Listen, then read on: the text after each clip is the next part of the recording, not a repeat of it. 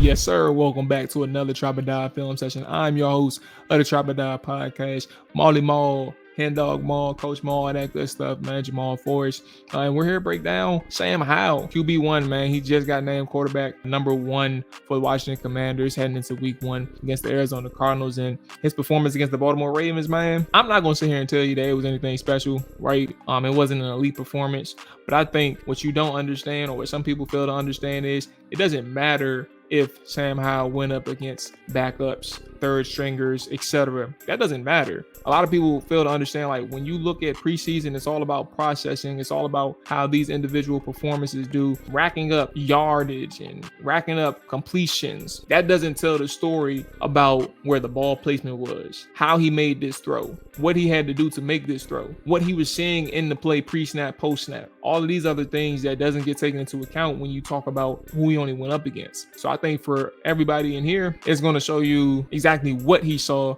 or what happened, or what I think he saw and what happened from my interpretation. And we're going to break down that tape from Sam Howell against the Baltimore Ravens. So before we get started or go any further, make sure you hit that like button.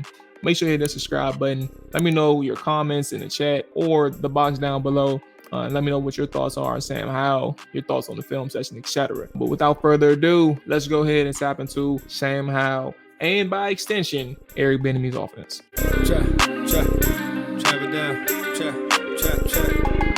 All right, let's go ahead and start with what I thought was the defining moment for me that I thought Sam Howell was ready, right? 3rd and 15 on the first drive for Washington. And I think when we look at this rep, if you're watching the game, you know the play before, he had a situation where he held on to the ball too long, right? And if you saw it, you saw that Terry McLaurin had a throw window to Terry McLaurin immediately after he got the snap, right? If you want to go to my Twitter, you can see the clip that I showed, but he had an immediate throw window to Terry McLaurin that he didn't take advantage of. But then also he decided to leave the pocket way too soon, right? And ultimately caused pressure on himself. Didn't throw the ball away after that.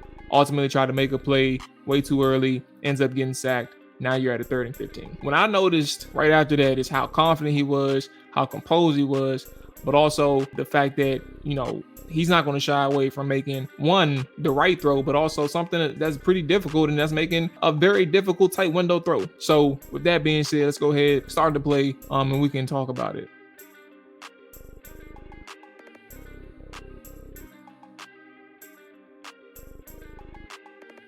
Obviously, a first down catch for Cole Turner, who, by the way, is having a hell of a preseason and training camp. But for Washington, obviously, you see another personnel front, right?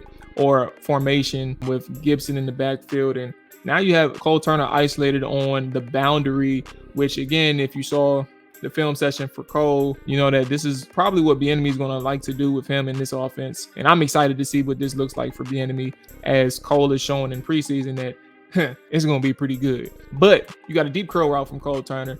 And with this cornerback basically playing outside leverage and just shadowing him, right? Cole Turner's responsibility is just to make sure that when he does bend back on his deep curl, right, that he has enough depth to really seal the deal for Sam Howell to make this throw. But for what is going on with Cole, Sam is facing cover 4 shell, which essentially is leaving that middle of the field wide open for Cole Turner to make a play. Now Sam is seeing that, right, and he's doing a good job with his eyes manipulating everybody towards the field side, which is just the open area and not the closed area of the field. So with that being said, he's able to work through his progressions on a 3rd and 15, a 3rd and long, and work it back in time to where Cole Turner is breaking on his curl and coming back to Howell before the ball is even released. Howell is able to make a tough throw in a tight window using all arm strength and velocity with good accuracy to make this ball to Cole. And to show you the angle that he was at, let's go ahead and show you the end zone version. What also I like about this is obviously excellent pass protection too. You see Cosme and Wiley on the right side being able to pick up this TE twist, right? And they're doing it on both sides, mind you, the Baltimore Ravens are. But you're able to see that the offensive line picked up stunts well all day. So that's encouraging sight to see. And you see how through his eyes, right, basically his helmet, having the patience to make this throw in a tight window right here. and then Cole Turner finishing the play with a great contested catch. The next play I loved that really showed some scheming up, or basically the understanding of Bieniemy scheme and his offense, came 2 plays later on a 2nd and 6. Let's run it, and then we'll talk about it.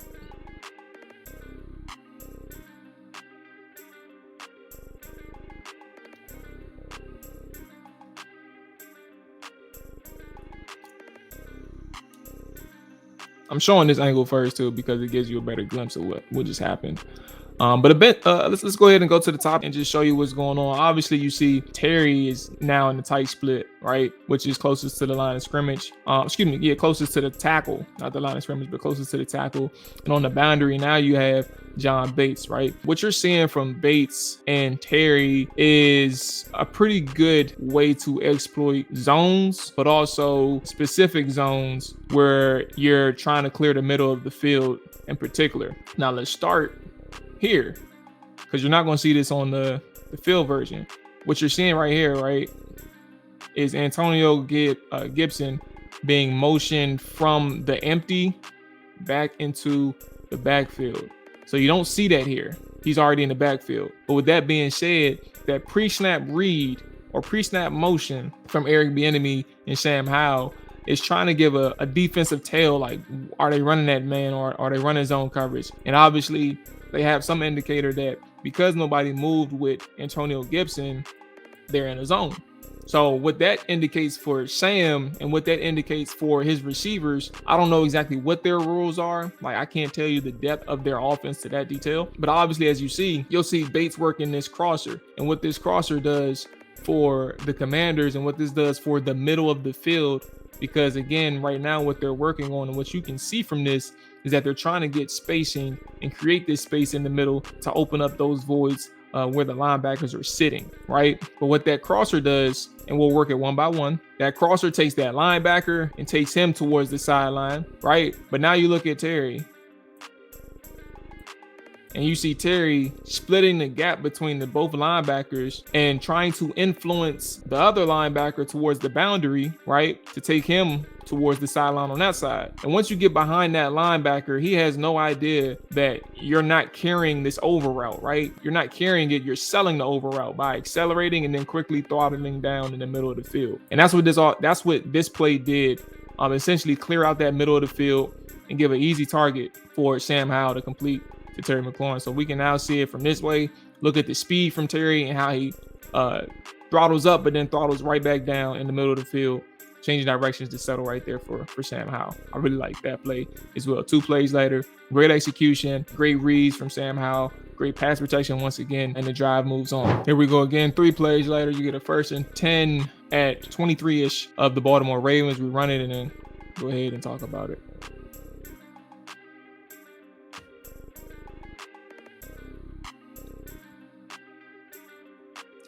So from a scheme point and from an execution point, let's start with what Brian Robinson is doing. You come out in 12 personnel, with John and Terry McLaurin both running deep curls on both sides of the field. But now you have a play action where your tight end on the right side and John Bates is in a block and release situation, right? But now you have Alex Armour, who's on the left side, just simply leaking out to the flats. But your play action is designed to send Brian Robinson. Again, we have 2 receivers running a deep curl. Your linebacker that is covering Brian Robinson, if you look at it right now, would be in the throw window of Sam Howell if there was no influence to get him away from the throw window, right? So good job on Brian Robinson for getting where he needs to go, his landmark, right? But also now, as we shift to Terry McLaurin at the top of the screen, Terry does a really good job of selling the vertical route, getting up to speed, right? But then also using his play strength at the top of his route to really create that small bit of separation from him and the cornerback. So right now you only have a tight, 1.5 yards of separation. But because of Terry McLaurin's ability to get hands on the DB at the top of the route, legal, by the way, some contact is legal, especially when you're in tight coverage like that, right? But for him to be able to get hands on the cornerback at the top of the route, he slips. But what makes this such a great rep from not only Terry but Sam is looking at this angle in which he's able to do it I don't have the angle. So there's another angle that is out there. If you see it from the end zone copy, and how Terry McLaurin is able to really create more separation with the ball placement from Sam Howell. And I think that's the biggest thing, is where the ball placement was for Sam, and knowing that if I put this football, while he's breaking outside on his curl, if I put this football on his inside, that's going to give him even more separation, because I'm throwing the ball away from the defender. The defender doesn't even have a chance to make a play on this football unless Terry bobbles it, right? So that's why this play is such a difficult play to defend to begin with, because Terry does a good job winning at the top of his route. Brian Robinson does a good job of clearing out that throw window for Howell and getting the linebacker away from the football, and Terry completes the catch, man. A really good rep. Again, pass protection is very good too. So as we move on to the second drive, right? I think what is really important to note here is, first off, this is 4th and 3, right? That 4th down call. This is similar to what the Terry McLaurin selling the over route and settling in the middle of the field for the zone void, right? Finding that zone void for Sam Howell and creating opportunity for him. I think what you see here for Washington, will let it play and then come back, so you can kind of get a better glimpse of, like, these are ways to run similar concepts from different looks.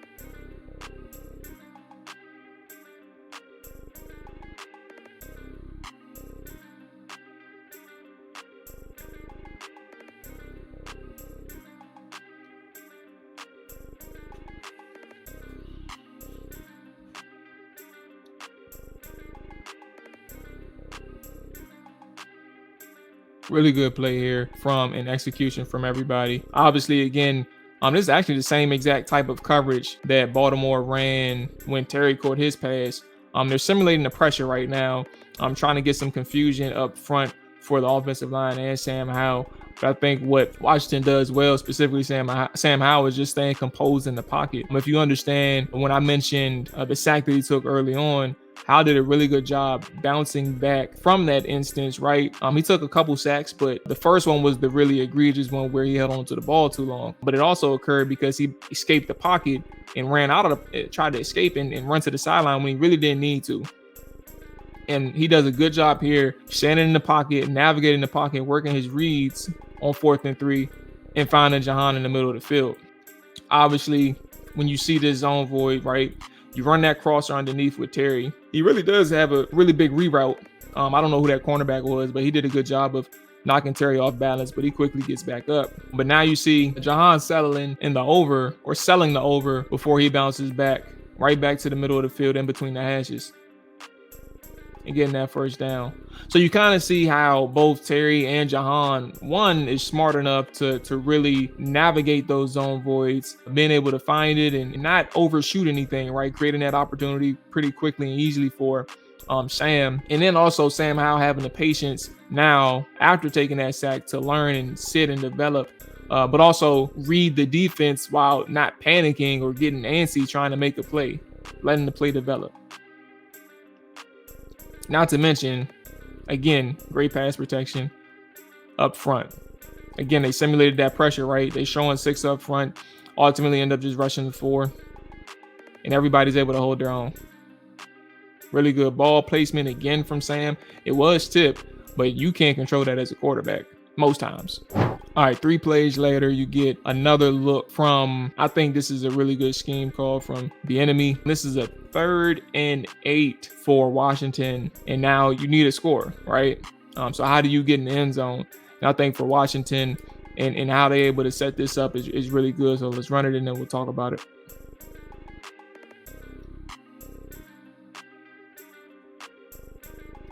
Obviously, AG fighting to get in the end zone, really good look for him. But let's go ahead and start from the top.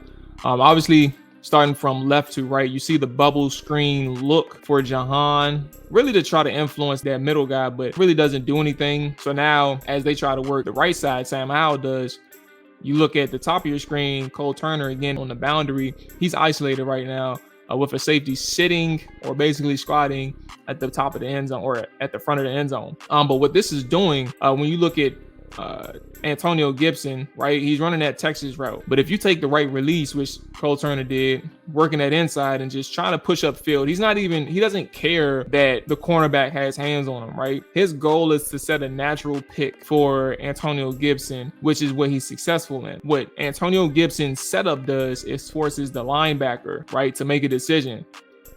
Right? If you look at where he's at, he's like, oh, I have to go around Cole Turner and his teammate in order to get to the outside.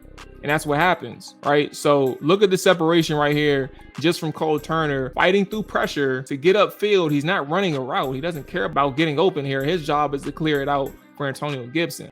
And that amount of space is all Sam Howell needs to, again, thread a needle, right? And what could have been considered a tight window. Antonio Gibson makes the catch, makes a tough catch, fights to get in the end zone. And there you go. You'll have another angle here. Around 3 defenders, he's able to fight, get in the end zone. Boom, touchdown. That's an excellent design from Bieniemy, but also great execution from Cole Turner and Antonio Gibson to work together to get in the end zone. Lastly, we got a couple more plays, actually 4 plays in a row that's going to really show the timing of this offense, how important it is, but also like how comfortable Sam is in terms of his confidence, but also being able to really have that throw power or velocity, to good arrogance to fit the ball in some tight windows and give his receivers some fair chances with some catchable passes. That's really good. So let's go ahead and start this one.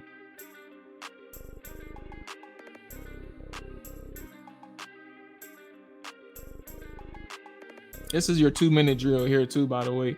So starting right here at midfield, basically the 49-yard line, you see that trips left, essentially 11 personnel once again in a 3-by-1 formation where you have from bottom to your screen all the way to Jahan Dotson, you have a post, a out and up, and then a deep out, right? Just to kind of influence that free safety and that slot cornerback, right? So that out and up essentially gives that window for Sam Howell to drill this pass, even though that corner is able to read it. That's a good play by the cornerback, right? The ball is out, he's driving on the football, but all you need is that 1 second, and that's why timing is so important when you say, like, how do you understand an offense? He knows that if Jahan takes this stem the way in which he does, he's going to send that free safety closer towards the middle of the field, which is all he needs to create that separation from a cornerback playing so far, or a safety playing so far off of him in this type of coverage, right?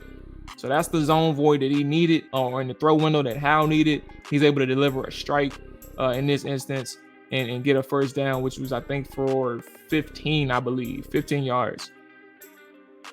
The very next play is kind of what I consider one of the best plays that Howell made all night.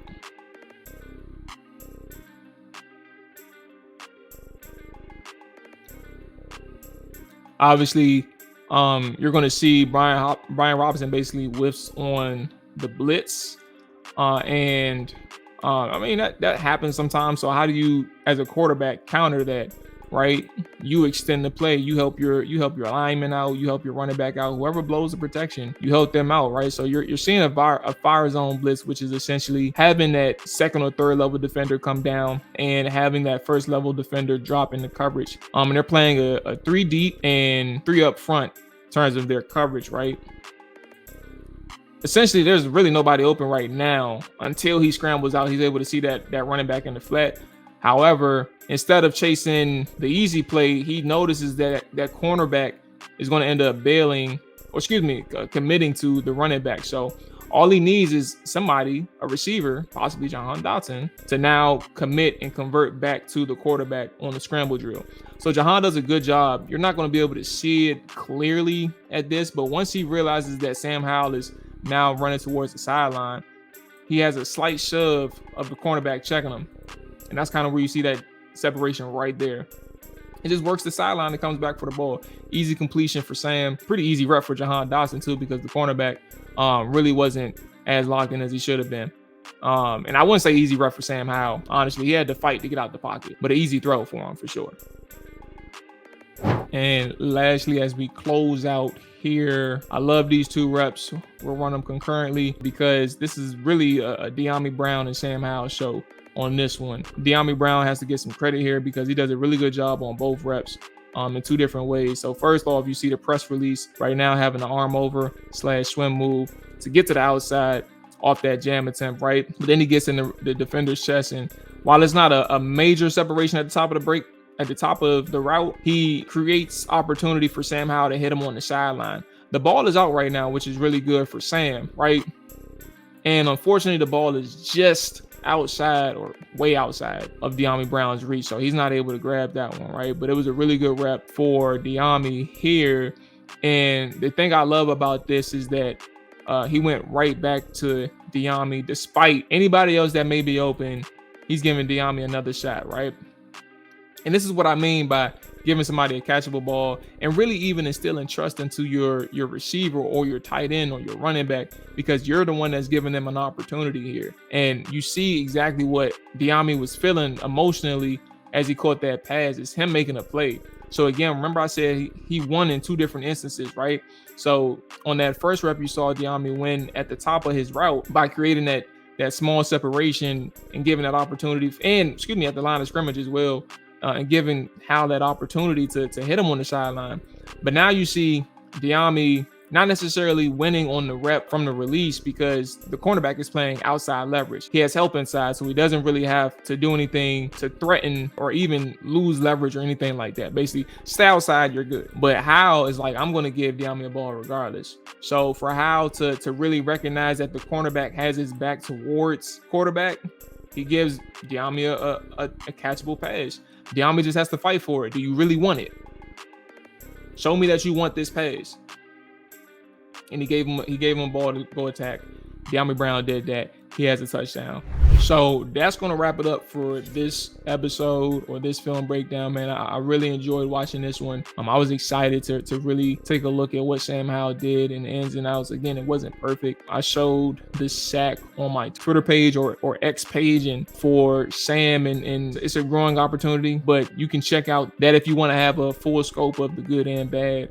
But overall, man, you saw what processing looked like. You saw how he was able to navigate through the offense, but also stand tall in the pocket after he took that sack, showing that, he's willing to do it, but also give time and let routes develop as they should. And it allowed Eric Bieniemy's offense to come to life under Sam Howell in that first half against the Baltimore Ravens. So I'm encouraged by both EB and by his offense in terms of how they're picking up the offense, but more importantly, Sam Howell as a leader, as a quarterback, how he's able to organize and oversee it and operate it as the person who is going to be making these throws and getting the offense in the right positions to win. That being said, that's going to wrap it up for this episode or this film session. Appreciate everybody watching. Appreciate everybody watching to this point. Yeah, we'll be back with some more. Hopefully you like this one. But yeah, let me know your thoughts in the comment section, man. So we're out of here. Y'all take it easy. Peace.